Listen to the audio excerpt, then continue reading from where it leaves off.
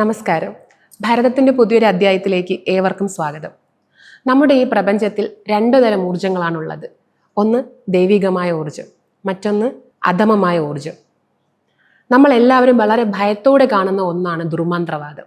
നമ്മുടെ പ്രപഞ്ചത്തിലെ ഈ ഇരുണ്ട ഊർജത്തെ ഉപയോഗിച്ചുള്ള പ്രയോഗമാണോ ശരിക്കും ദുർമന്ത്രവാദം? ഈ വിഷയത്തെക്കുറിച്ച് സംസാരിക്കാൻ ഇന്ന് നമ്മളോടൊപ്പം ഉള്ളത് ഗുരു യോഗീശ്വരനാണ്. നമസ്തേ ഗുരുജി. നമസ്തേ. നമ്മളിന്ന് ഒരുപാട് കേൾക്കുന്ന ഒരു വാക്കാണ് ദുർമന്ത്രവാദം, കൂടോത്രം, ആഭിചാരം. ഇപ്പോൾ ഈ അടുത്ത കാലത്ത് എലക്ഷൻ തമിഴ്നാട് ജോത്സ്യനെ നിയമിച്ചു, അത് വിവാദമൊക്കെ ആയി. അപ്പം ഇന്നത്തെ ഈ ഒരു തലമുറയിൽ പോലും ഇത് ഒരുപാട് ഇൻഫ്ലുവൻസ് ചെയ്യുന്നുണ്ട് ഈ ദുർമന്ത്രവാദം.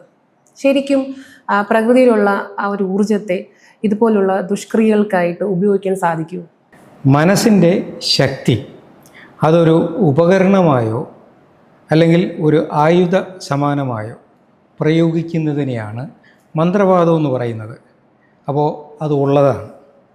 പക്ഷെ ചോദ്യം ഇത് ആരിലാണ് ഉപയോഗിക്കുന്നത് എന്നാണ്. ഭയന്ന ഒരു മനസ്സിൽ നിങ്ങൾക്ക് എന്തും നട്ടെടുക്കാം. എന്നാൽ ശക്തവും ഏകീകൃതവുമായ ഒരു മനസ്സിൽ നിങ്ങളുടെ ഒരു അഭ്യാസവും നടക്കില്ല. നിങ്ങളുടെ ഞാൻ ഉദ്ദേശിക്കുന്നത് അതിനെ സ്വാധീനിക്കാൻ ശ്രമിക്കുന്നവരുടെ ഒരു ഉപായവും നടക്കില്ല. ഈ വൈദ്യശാസ്ത്രത്തിൽ പ്ലസീബോ എഫക്റ്റ് എന്നൊരു ടെക്നിക്കൽ ടേമുണ്ട്. അത് ഏതെങ്കിലും ഒരു രോഗാവസ്ഥ രോഗിക്ക് അത് അനുഭവപ്പെടും. പക്ഷേ അതിന് യഥാർത്ഥത്തിൽ ചികിത്സയുടെ കഠിനമായ മരുന്നിൻ്റെ ഉപയോഗം വേണ്ടി വരില്ല. അവിടെ തന്ത്രശാലിയായ ഒരു ഡോക്ടർ ഈ മരുന്ന് എന്ന വ്യാജേന എന്തെങ്കിലും വൈറ്റമിൻ ടാബ്ലറ്റോ അല്ലെങ്കിൽ മറ്റെന്തെങ്കിലും കോമ്പിനേഷനോ ഇദ്ദേഹത്തിന് കൊടുക്കും. അപ്പോൾ ഈ രോഗിക്ക് ഡോക്ടറിൽ വലിയ വിശ്വാസമുണ്ട്. അപ്പോൾ ഈ വിശ്വാസമുള്ള ഡോക്ടർ കൊടുക്കുന്ന ഈ മരുന്ന് വളരെ എഫക്റ്റീവാണെന്ന വിശ്വാസത്തിൽ ഇദ്ദേഹം അത് കഴിക്കുമ്പോൾ എന്ത് പറ്റും? പൂർണ്ണമായിട്ടും ഈ രോഗിക്ക് ആ രോഗമുക്തി അനുഭവപ്പെടും. ഇതൊക്കെ സംഭവിക്കുന്നത് എവിടെയാണ്? മനസ്സിലാണ്. അപ്പോൾ മനസ്സിൻ്റെ വിശ്വാസവും ഏകീകരണവും അതിൻ്റെ ദൃഢതയുമാണ് യഥാർത്ഥത്തിൽ കാര്യങ്ങൾ തീരുമാനിക്കുന്നത്. ഇവിടെ ദുർമന്ത്രവാദം എന്ന് പറയുന്നത് ശക്തമായ ഒരു മനസ്സ് ദുർബലമായ ഒരു മനസ്സിൽ ഏൽപ്പിക്കുന്ന ചിന്താ പദ്ധതികളെയാണ് ദുർമന്ത്രവാദം എന്ന് പറയുന്നത്. ഇപ്പോൾ ഉദാഹരണത്തിന് ആതിരയ്ക്ക് വളരെ ശക്തമായൊരു മനസ്സുണ്ടെന്ന് വയ്ക്കുക. എനിക്ക് ദുർബലമായ ഒരു മനസ്സാണെന്ന് സങ്കല്പിക്കുക. അപ്പോൾ ഞാൻ ആതിരയെ കാണുമ്പോൾ തന്നെ എൻ്റെ മനസ്സിൽ ഇതില്ല, മന്ത്രവാദമൊക്കെ ചെയ്യുന്ന മന്ത്രവാദിനിയാണ്, ഇവർക്ക് ഭയങ്കര ശക്തിയാണ് എന്ന ഒരു വിശ്വാസത്തോടു കൂടി ഞാൻ മുന്നിൽ വരുമ്പോൾ ഞാൻ ഓൾറെഡി തളർന്നു കഴിഞ്ഞു. അപ്പോൾ എൻ്റെ മനസ്സിൽ ഞാൻ സങ്കല്പിക്കും ആതിര എന്തോ ഒരു കാര്യം എന്നിൽ ഏൽപ്പിക്കാൻ പോവാണ്, എന്നിലത് ഫലിക്കും, ഞാൻ കഷ്ടപ്പെടും എന്നൊക്കെ ചിന്തിച്ച് you are what you think, ദുർബലനായി കഴിഞ്ഞു. അപ്പോൾ ആതിരയ്ക്ക് മനസ്സിലാവും ഇവൻ ദുർബലനാണ്. അവിടെ എന്നെ ഒരു സ്വാധീനിക്കണമെന്നുണ്ടെങ്കിൽ അതിനുള്ള മനസ്സുള്ള വ്യക്തിയാണ് ആതിരയെങ്കിൽ ആ സ്വാധീനത്തിന് വേണ്ട എന്തെങ്കിലും തന്ത്രപരമായി എന്നിലങ്ങ് ഏൽപ്പിക്കും. മനസ്സെന്ന് പറയുന്നത് ദ മൈൻഡ് ഈസ് കണ്ടേജിയസ്. മനസ്സ് അതൊരു പകർച്ചവ്യാധി പോലാണ്. ഈ ആധുനിക ശാസ്ത്രത്തിലും ഇപ്പോൾ അത് ഉപയോഗിക്കുന്നുണ്ട്. അതായത് ഡോക്ടർമാർ പറയുന്നുണ്ട്, നല്ല ഡോക്ടർമാർ ക്യൂർ റെയർലി, നിങ്ങൾക്ക് വളരെ ചുരുക്കം സമയങ്ങളിൽ മാത്രമേ ചികിത്സിച്ച് ഒരു രോഗത്തെ ഭേദമാക്കാൻ കഴിയൂ. എന്നാൽ കംഫർട്ട് മോസ്റ്റ്ലി, എല്ലായ്പ്പോഴും നിങ്ങൾ പരമാവധി രോഗികളെ സഹായിക്കാൻ ശ്രമിക്കുക. കൺസോൾ ഓൾവേസ്, കിട്ടുന്ന സമയങ്ങളിലെല്ലാം അല്ലെങ്കിൽ എപ്പോഴും നിങ്ങൾ അവരെ ചേർത്ത് പിടിക്കുക. സന്തോഷത്തോടു കൂടി നിങ്ങളുടെ മനഃശക്തി അവർക്ക് കൊടുക്കുക. ഇതിനെ ഇപ്പോൾ ആധുനിക ശാസ്ത്രവും അംഗീകരിച്ചിരിക്കുന്നു. ഇതൊക്കെ മനസ്സിൻ്റെ വിവിധ തലത്തിലുള്ള ശക്തി പ്രയോഗങ്ങളെയാണ് സൂചിപ്പിക്കുന്നത്. അപ്പോൾ ദുർബലമായൊരു മനസ്സിൽ എന്ത് വേണമെങ്കിലും നിങ്ങൾക്ക് വിളയിച്ചെടുക്കാം. എന്നാൽ ശക്തമായ ഒരു മനസ്സിൽ ഒന്നും നടക്കില്ല. ഈ ഹിപ്നോട്ടൈസ് ചെയ്യുന്ന ചില ആൾക്കാരോട് ഞാൻ സംസാരിച്ചിട്ടുണ്ട്. അവർ പറയുന്നത് 4 തരം ആൾക്കാരെ ഹിപ്നോട്ടൈസ് ചെയ്യാൻ വലിയ പാടാണ്. ഒരുപക്ഷെ കഴിയില്ല. കുട്ടികളെ, പിന്നെ മദ്യപാനികളെ, പിന്നീട് മെഡിറ്റേറ്റ് ചെയ്യുന്നവരെ, പിന്നെ ഇഡിയറ്റ്സിനെ.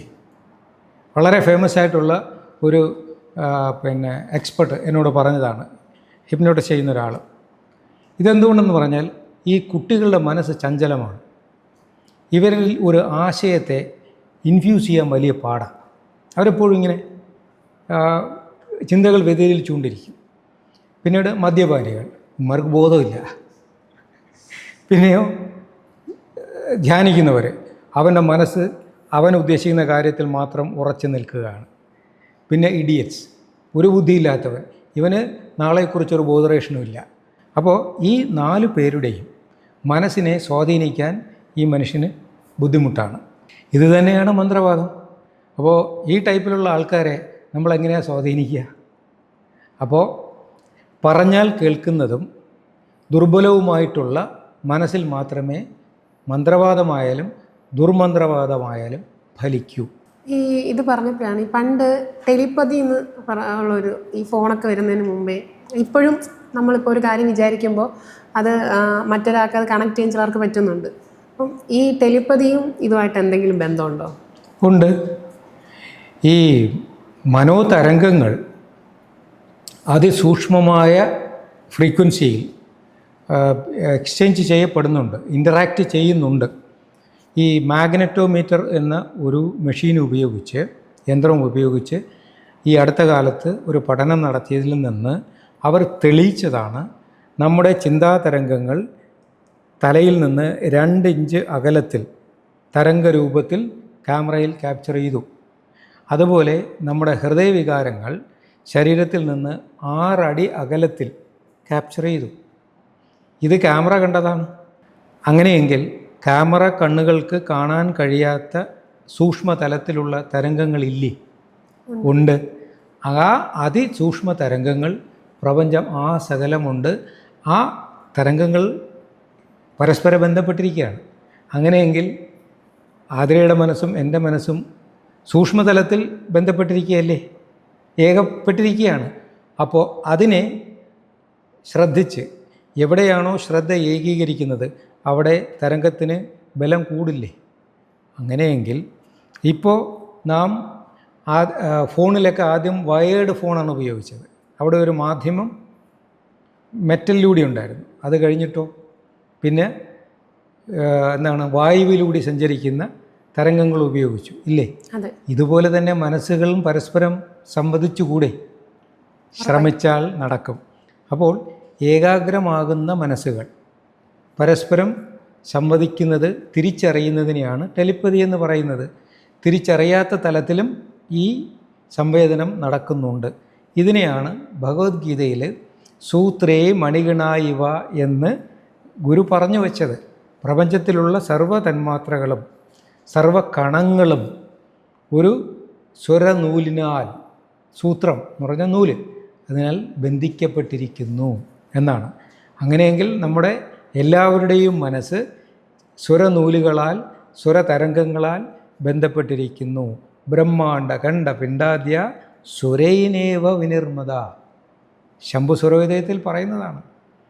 ഈ അണ്ടാണ്ടവും പിണ്ടാണ്ടവും ബ്രഹ്മാണ്ടവും എല്ലാം എന്ന് പറഞ്ഞാൽ ഈ വിശ്വം മുഴുവൻ സ്വരനൂലുകളാൽ സൃഷ്ടിക്കപ്പെട്ടിരിക്കുന്നു.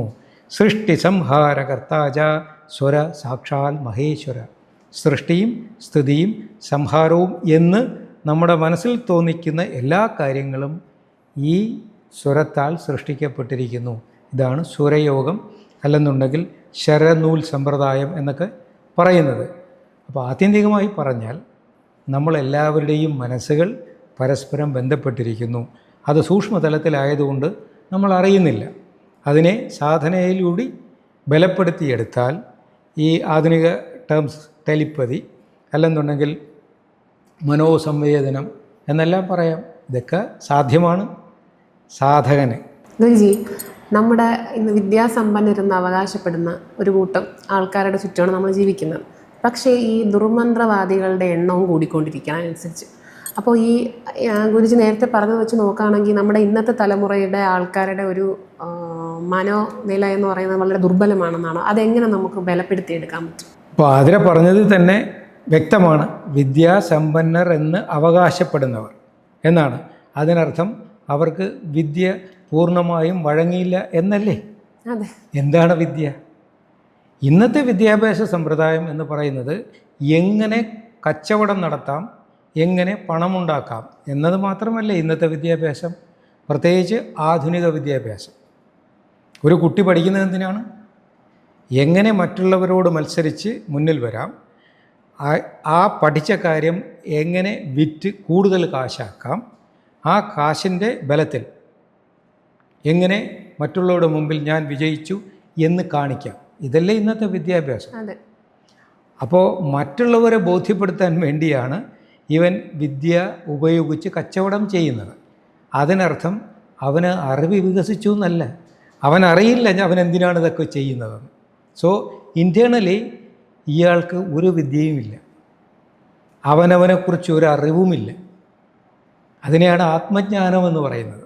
ഇപ്പോൾ ഭൗതികജ്ഞാനം എന്ന് പറയുന്നത് ബാഹ്യമായി കാണുന്ന എന്തിനേയും കൈവശപ്പെടുത്തി അത് മറ്റൊരാൾക്ക് വിറ്റ് അതിൽ നിന്ന് ലാഭമുണ്ടാക്കുന്ന പ്രക്രിയയാണ് ഇന്നത്തെ വിദ്യാഭ്യാസം.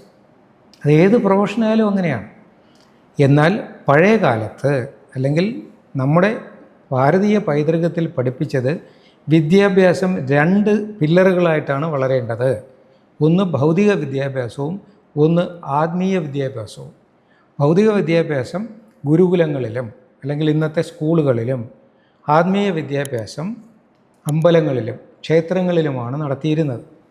ക്ഷേത്രങ്ങളിൽ പോകുന്നത് ഞാൻ ആര് എന്ന ചോദ്യത്തിന് വേണ്ടി കണ്ണടച്ച് ഉള്ളിലേക്ക് നോക്കാനാണ് അവിടെ പഠിപ്പിക്കുന്നത്. ഗുരുകുലത്തിലോ കണ്ണ് തുറന്ന് പുറത്തേക്ക് നോക്കാനാണ് പഠിപ്പിക്കുന്നത്. അപ്പോൾ അങ്ങനെ അകത്തും പുറത്തുമുള്ള അറിവിനെ ഒരുപോലെ വികസിപ്പിച്ചവന് മാത്രമേ സ്ഥായീഭാവം ആർജിക്കാൻ കഴിയൂ.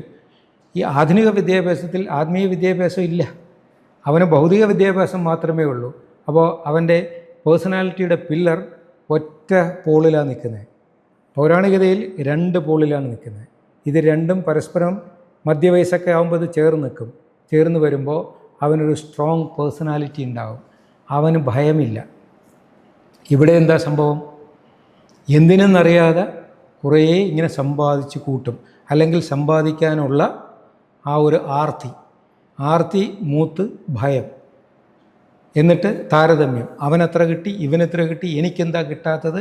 ഇങ്ങനെ വരുമ്പോൾ ഇവന് ഉള്ളിൽ ഉണ്ടാകുന്ന ആ ഒരു അസംതൃപ്തി, ഭയം, സമ്മർദ്ദം, ഇവിടെയൊക്കെ ഇവനെ ഭയപ്പെടുന്ന ജീവിയാക്കി മാറ്റും. അവൻ ശരിക്കും അജ്ഞാനിയാണ്, അവന് വലിയ PhD ഒക്കെ ഉണ്ടാവും, പക്ഷേ അവനെക്കുറിച്ചൊന്നും അറിയില്ല. അവന് ലോകത്തെക്കുറിച്ച് മണിക്കൂറുകളോളം സംസാരിക്കും. എടാ നീ ആര്, നീ എന്തിനു ജനിച്ചു? ഇവിടെയാ പ്രശ്നം.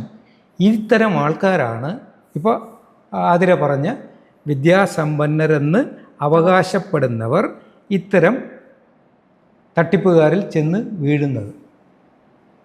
എന്നാൽ ഈ മന്ത്രവാദം എന്ന് പറയുന്നത് യഥാർത്ഥത്തിൽ തട്ടിപ്പൊന്നുമല്ല. അതിൻ്റെ പിന്നിൽ ഒരു ശാസ്ത്രീയതയുണ്ട്. ആ ശാസ്ത്രീയതയെ മനസ്സിലാക്കുക എന്നുള്ളതാണ് ബോധമുള്ളവർ ചെയ്യേണ്ടത്. അതായത് മന്ത്രവാദത്തിന് കളങ്ങൾ കണ്ടിട്ടുണ്ടല്ലോ, മന്ത്രവാദ കളങ്ങൾ. അത് ഇപ്പോഴ് എല്ലാ മന്ത്രവാദികളും കളം വരയ്ക്കും, തുള്ളും കൊട്ടും പാടും എല്ലാം ഉണ്ട്. പക്ഷേ എന്തെങ്കിലും പ്രയോജനം നിങ്ങൾ കാണുന്നുണ്ടോ? പക്ഷേ ഇതിൻ്റെ ആഴത്തിലുള്ള അർത്ഥം മനസ്സിലാക്കിയാൽ that is the best treatment. അതായത് വരയ്ക്കുന്ന കളം പല നിറത്തിലുള്ളതാണ്. That is what is called colour therapy. കണ്ണുകൾക്ക് നിറങ്ങളെ വെച്ചുകൊണ്ട് ന്യൂറോ മോഡുലേറ്റേഴ്സിനെയും റിസപ്റ്റേഴ്സിനെയും പ്രോസസ്സ് ചെയ്ത് പ്ലാസ്റ്റിസിറ്റി, ന്യൂറോ പ്ലാസ്റ്റിസിറ്റി ക്രിയേറ്റ് ചെയ്യാൻ, അല്ലെങ്കിൽ ഫ്ലക്ച്വേറ്റ് ചെയ്യാൻ നിറങ്ങൾക്ക് കഴിയും. അതാണ് പല രോഗങ്ങൾക്കും പല നിറങ്ങൾ. എന്നിട്ടോ പല ശബ്ദങ്ങൾ, മ്യൂസിക് തെറാപ്പി. പിന്നെയോ ടേസ്റ്റ്, കൊടുക്കുന്ന ആ രുചി, രസന ചികിത്സ, ടേസ്റ്റ് തെറാപ്പി. പിന്നെ ദേഹത്ത് ഇങ്ങനെ ഒരു പ്രത്യേക താളത്തിൽ ഈ ഇലകളോ ചെറിയ ചുള്ളിക്കമ്പുകളോ വെച്ച് ഇങ്ങനെ തട്ടും, ടച്ച് തെറാപ്പി, സ്പർശ ചികിത്സയാണത്. പിന്നെയോ അടുത്തത് അരോമ തെറാപ്പി. എല്ലാ മന്ത്രവാദ കളങ്ങളിലും ഒരേ മണമല്ല ഉപയോഗിക്കുന്നത്, ഒരേ പൂവല്ല, ഒരേ തിരി സാമ്പ്രാണിയല്ല ഉപയോഗിക്കുന്നത്.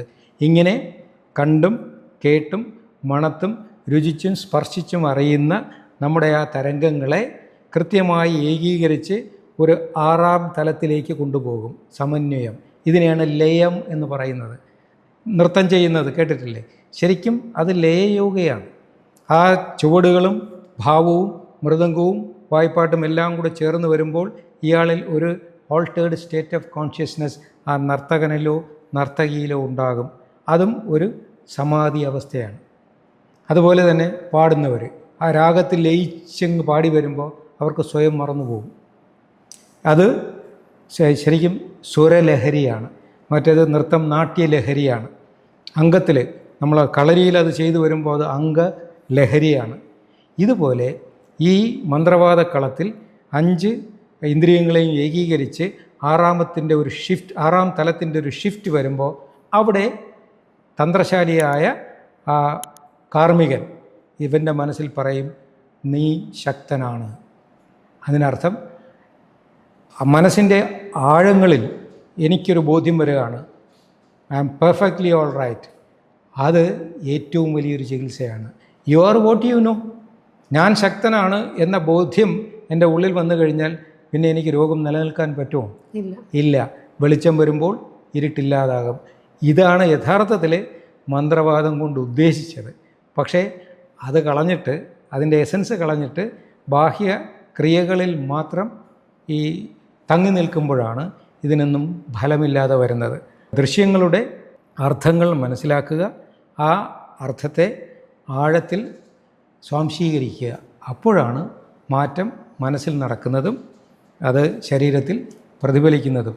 ഇതിനെല്ലാം പ്രയോജനമുണ്ട്, വേണ്ട രീതിയിൽ പ്രയോഗിച്ചാൽ. ദുർമന്ത്രവാദത്തെക്കുറിച്ച് ഗുരുജി പങ്കുവച്ച അറിവുകൾ ഉപയോഗപ്രദമാണെന്ന് കരുതുന്നു. അറിവും അത്ഭുതവും തേടിയുള്ള യാത്ര തുടരും. മറ്റൊരു വിഷയവുമായി വീണ്ടും കാണാം. നന്ദി, നമസ്കാരം. നമസ്തേ. കാലം മറച്ചുപിടിച്ച ഭാരതീയ പൈതൃകത്തിന്റെ വിസ്മയങ്ങളിലേക്ക് ഒരു തിരിഞ്ഞുനോട്ടം. വരും തലമുറയ്ക്കായി നമ്മുടെ പൗരാണിക അറിവുകളുടെ ആഴം വെളിപ്പെടുത്തുകയാണ് ഭരതം എന്ന ഈ പരമ്പരയിലൂടെ. ഈ ശ്രമത്തിൽ പങ്കാളികളാകാൻ ഇന്റിമസി യൂട്യൂബ് ചാനൽ സബ്സ്ക്രൈബ് ചെയ്യുക. നിങ്ങളുടെ പ്രോത്സാഹനമാണ് ഞങ്ങളുടെ ഊർജം.